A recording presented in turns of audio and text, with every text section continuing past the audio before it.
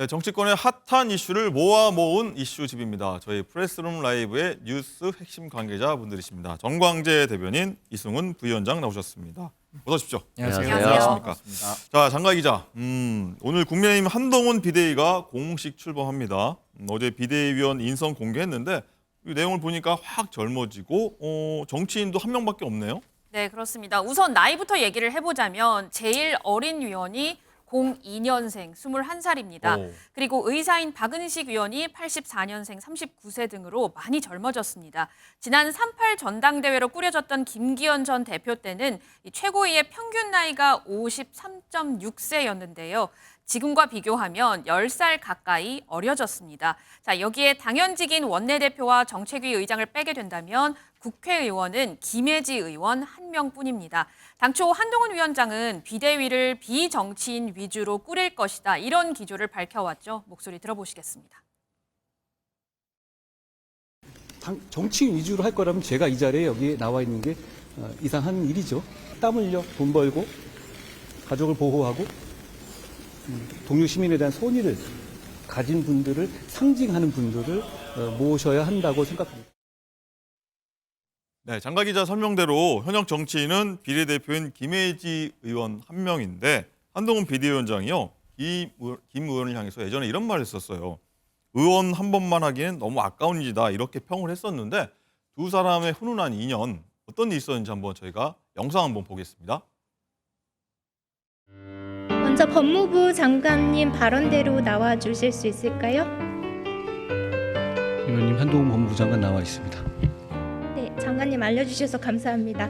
아직도 우리 사회에는 사회적 약자와 소수자들의 기회와 가능성 그리고 성장을 가로막는 다양한 어항과 수족관이 있습니다. 이러한 어항과 수족관을 깨고 국민이 기회의 균등 속에서 재능을 마음껏 발휘할 수 있도록 정부가 더욱 적극적으로 강물이 되어주시기를 기대하면서 저 또한 최선을 다하겠습니다. 경청해 주셔서 감사합니다.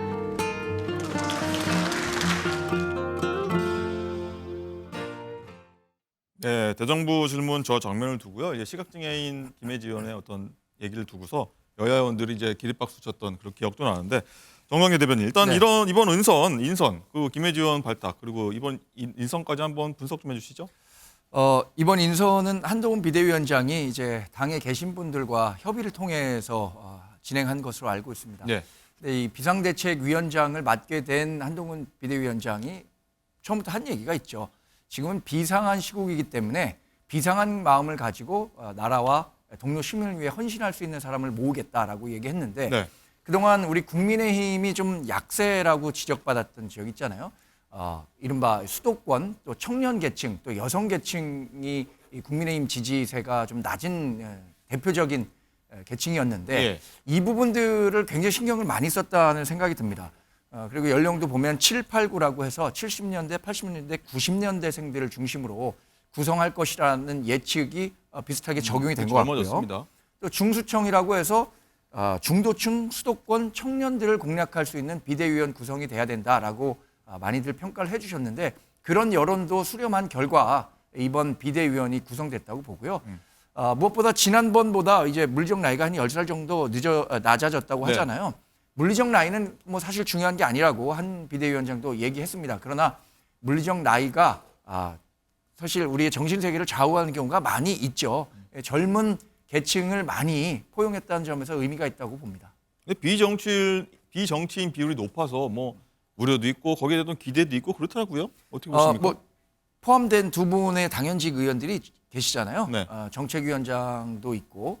그래서 그 기존에 있던 정치문법과는 완전히 다른 새로운 정치를 선보이겠다는 의도로 평가해 주시면 좋을 것 같고요. 그렇다고 기존에 있었던 뭐 여의도에서 잘하던 것들까지 우리가 다 폐기하겠다는 그런 뜻은 아닙니다. 네, 그렇군요. 이승훈 부위원장님, 일단 면면을 보면 일부 인사들은 이제 민주당 저격수라 불리는 인물들이 있어요. 그래서 전면 배치했다 이렇게 민주당 쪽에서 보시더라고요. 저는 한동훈 장관이나 또 국민의힘이 좀 이상한 것 같아요. 이상하다. 아니 이제까지 야당 저격하고 야당 대표 저격만 하다가 지금 국민의힘의 지지율이 많이 떨어진 거잖아요. 그러면 뭐가 지금 국민의힘의 문제일까? 이걸 생각해야 되는데 지금 문제는 경제 아닌가요? 경제가 무능해서 지금 국민들의 민생이 굉장히 어려워졌다. 이런 시기이기 때문에 경제 전문가들이 좀 배치가 돼야 되는데 뭐 경제 전문가들은 없고 야당과 야당 대표 비난한 주로 포진이 됐어요. 그럼 이분들이 지금 무슨 윤석열 정부가 지금 해야 될 것이 뭔지를 잘 모르고 있는 것 같다라는 말씀을 드리고요. 두 번째는 국민의힘에 어른이 없어요, 어른이. 예전에는 국민의힘에서 뭐 대통령이 잘못한다거나 젊은 정치인들이 잘못하면 어른들이 또 중심을 잡아줬거든요. 근데 지금 비대위원 한동훈 위원장부터 해서 어른이 없기 때문에 용산에 누가 말할 수 있겠어요. 그냥 비대위원들 조용히 그냥 조각품으로 갖다 뒀고 용산에서 직할하는 체제로 갈 것 같다. 이런 말씀 드리고요. 네. 한동훈 장관이 자신의 모습을 보여주기에는 지금 쉽지는 않아 보인다. 이런 말씀을 드립니다. 네. 네, 정광기 대변인. 근데 어른이 없다라는 말씀과 이번 비상대책위원회가 왜 구성됐는지에 대한 건 약간 좀 상충이 되는 것 같아요. 우리가 갖고 있는 이 일반 유권자와 국민이 갖고 있는 정치 불신과 정치 혁신에 대한 목소리가 그만큼 컸기 때문에 그동안 오랫동안 정치권에서 활동했던 분보다는 정치권에 대해서 통렬한 비판을 했던 분들의 의견을 우선 수렴하는 게 더 중요하다고 생각했기 때문에 이런 비대위원 구성으로 이어졌다고 평가하셔야지 기존에 있었던 정치인들의 얘기를 들으려고 했던 건 아니라는 측면을 알겠습니다. 말씀드립니다. 예. 네. 그리고 비대위원 한번 볼게요. 뭐 긍정적인 부분도 있고 뭐 부정적인 부분도 지적도 나오는데 장관 기자, 일단 민경우 내정자 같은 경우에는요. 과거 발언이 좀 논란이 되고 있어요. 네, 그렇습니다. 민경우 내정자가 지난 10월 한 유튜브에 나와서 이렇게 발언했습니다. 노인들이 너무 오래 산다. 빨리빨리 돌아가셔야, 이런 말을 했는데요. 하지만 방송에서 곧바로 또 죄송하다 이렇게 사과는 했습니다. 서울대 인문대 학생회장 출신 그리고 86 운동권 출신인데 이후에 보수 전향을 했던 민경우 내정자는 새로운 세대가 올라와서 이 30, 40대가 386 세대에 대해서 밀어내고 비판할 수 있어야 된다. 이런 취지를 말한 거다라면서 발언 취지를 설명하기도 했습니다. 네. 이승훈 부위원장님, 일단은 비대위원 발표 뒤에 다시 한번 이 부분에 대해서 민경우 내정자가 사과를 했는데 어떻게 들으셨습니까? 제가 저 유튜브 방송 봤을 때 저는 굉장히 심각하게 봤어요. 너무 직설적으로 최대 비극이 노인들이 오래 사는 것이다. 이건 정말 아무리 생각해봐도 이해하기 어려운 발언이고요. 저는 민경우 비대위원이 사퇴를 하는 것이 맞다라고 생각되고요. 과거에 김은경 혁신위에 대해서도 그렇게 노인 폄하 발언을 했다고 비난하지 않았습니까? 그런 측면에서 사퇴하는 것이 맞다. 그리고 더 중요한 것은 노인들이 인구가 너무 많아지고 그래서 그런 의사를 표현하면 안 된다는 취지예요. 정치적 의사 표현이. 그래서 미래 세대가 더 나와야 된다는 것이니까 결국에는 노인들을 폄훼하는 것이고 어떻게 보면 폭력 같은 발언이기 때문에 저는 굉장히 잘못됐다 이런 생각이 들고 또 젊어졌냐가 중요한 것이 아니라 당의 비전을 보여줘야 되는 것인데 비전은 없고 젊은 사람들로만 채웠다. 그래서 지금 이번에 국민의힘의 비대위가 굉장히 문제점을 내포하고 있다 이런 말씀입니다. 네. 말씀하신 대로 민주당 김은경 혁신위 때 뭐 노인 비하 발언 나와서 대한 노인의 반발 굉장히 거셌고 뭐 어떤 이벤트도 벌어졌었는데 그 장면 저희가 보고 얘기 계속 나눠보도록 하겠습니다. 그분들이 미래를 결정해 놓을 필요는 없단 말이에요. 그분들은 어쩌면 이제 곧 뭐 무대에서 퇴장하실 분들이니까 그분들은 집에서 쉬셔도 되고. 엄마, 왜 나이 드신 분들이 우리 미래를 막 결정해? 왜 미래가 짧은 분들이 똑같이 1대1 표결을 하냐는 거예요. 정신 차려라고, 정신 차려. 네, 정광래 대변인. 일단 이승훈 부위원장은 사퇴해야 된다 이렇게 얘기를 하셨는데 뭐 노인 비하 논란, 뭐 과거 사퇴, 사과 뭐 여러 가지가 있을 수 있는데 어떻게 처리해야 한다고 보세요?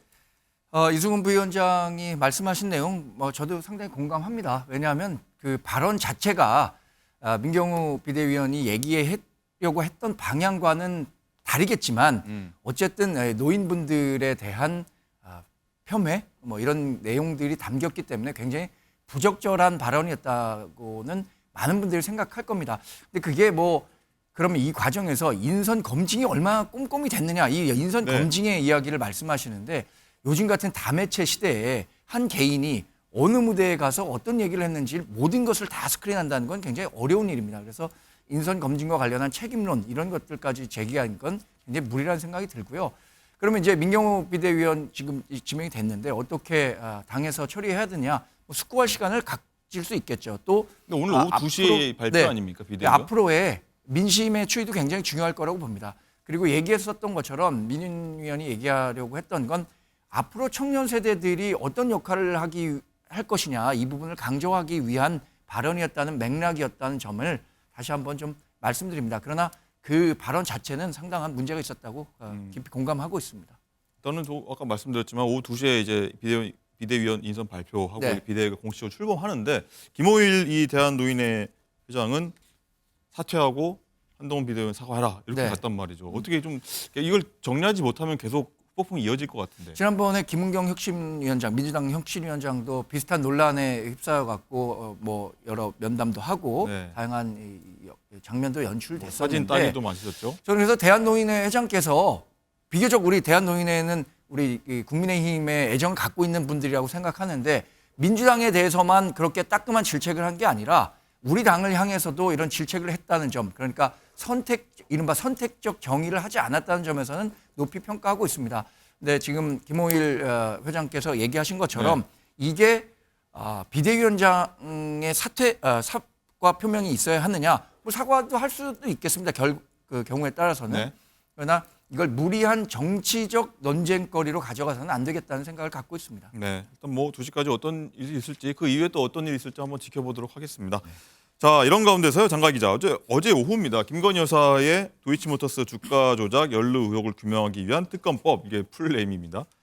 결국 국회 통과해가지고 여야 갈등이 지금 최고조에 달했거든요. 네, 그렇습니다. 국민의힘이 표결에 참여하지 않았죠. 야권 중심으로 재석 180명, 찬성 180명으로 통과가 됐습니다. 대통령실에서는 법안이 정부로 이송되는 즉시 거부권을 행사하겠다 이렇게 밝혔고요. 그런데 이 거부권 행사가 다음 달 13일 이내인데요. 이후에 실시하게 되는 제2표결은 언제까지 해야 된다 이런 제한은 없습니다. 네. 그래서 민주당에서는 국민의힘에서 공천 탈락자가 대거 발생할 때까지 기다려서 국민의힘의 반란표를 유도할 것이다 이런 목소리가 나오고 있습니다. 어허. 재의결을 하기 위해서는 199명 정도가 찬성을 해야 하는데요. 야권을 모두 합한다 해도 180명 정도밖에 되지 않기 때문에 이 나머지 표를 이 공천에서 국민의힘 공천에서 탈락하는 사람들의 표를 가져올 것이다. 민주당은 이렇게 지금 주장을 하고 있습니다. 이제 민주당 좀 인사 나오셨으니까 여쭤볼게요. 국민의힘 공천 탈락자 나올 때까지 기다렸다가 표결 다시 붙이겠다 이런 전략을 가는 겁니까? 뭐 굳이 그런 전략을 쓰겠습니까? 실상 한동훈 법무장관이 검찰에 있을 때, 그리고 법무장관이 있을 때 좀 수사 지휘를 잘해서 김건희 여사에 대한 수사를 마무리했다라고 한다면 이미 특검 얘기는 나오지 않았을 거예요. 그런데 집권기간 내내 김건희 여사에 대한 수사는 성역이었지 않습니까? 그런데 반대로 야당 대표에 대한 수사라든가 야당 정치인에 대한 수사는 그냥 매일같이 집권기간 내내 이루어졌어요. 이게 이제 공정과 상식을 주장하면서 집권했던 윤석열 정부의 위선이었다 이런 말씀을 드리고요. 수사조차도 못하고 특검조차도 못하면 그럼 뭐 하라는 겁니까? 저는 한동훈 장관이 이제는 비대위원장이 됐기 때문에 국민의힘을 이끌 사람 아니겠습니까? 국민의힘을 이끌 거면 좀 제대로 이끌어서 윤석열 정부가 공정과 상식이 있는 정부다라고 하는 것들을 좀 보여줘야 된다고 생각합니다. 그렇지 않는다라고 한다면 국민들이 윤석열 정부를 야당만 탄압하는 정부라고 생각하지 않겠습니까? 정강기 대변인 일단은 뭐 최악의 시나리오입니다. 국민의힘 네. 입장에서는 뭐 1월 13일 이후에 재의결 대통령 거부권 행사하고 재의결이 들어가면은 일단은 통과될 수도 있다는 거 아닙니까? 민주당의 시나리오에서는 이게 가능하다 보십니까? 제가 21대 국회에 대한 얘기를 안 할 수가 없습니다. 2020년에 치러진 선거, 4년 전에 민의를 그대로 반영해서 180석이라는 거대 야권이 탄생을 하게 된 거죠. 근데 이 180석이라는 거대 정당을 가진 정당이 지난 4년간 무엇을 했는가, 이 부분에 대한 책임론을 묻지 않을 수가 없을 것 같습니다. 지금 국민의힘은요, 정말 국회 내에 가면 집권 여당, 대통령을 보유한 집권 여당이라고는 하지만 할 수 있는 게 아무것도 없는 정말 굉장한 약자입니다. 의회 폭주라고 저희가 계속해서 말씀드리고 있는 것은 모든 것이 민주당의 시나리오대로밖에 움직일 수 없는 게 지금의 국회 상황입니다. 그러면 이게 총선용 특검이 아니냐라고 우리가 말씀드릴 수밖에 없는 건 과거에도 지금도 우리 당은 특검 사안이 될 수 없는 사안이다라는 점을 강조했고요. 특검이 갖고 있는 여러 가지 독소 조항들이 있기 때문에 과거에도 지금도 처리할 수 없다는 겁니다. 근데 그걸 가지고 왜 과거에 처리하지 않았느냐라고 목소리를 높이시는 것은 뭐 어불성설이다 이렇게 네. 말씀을 드릴 수밖에 네. 없습니다. 뭐이 얘기 나오면 사실요. 민주당이든 국민의힘이든 똑같은 얘기를 열흘째 하고 있습니다. 결론이 안 나서 한번 뭐 가보는 수밖에 없을 것 같습니다. 한번 지켜보도록 하겠고요.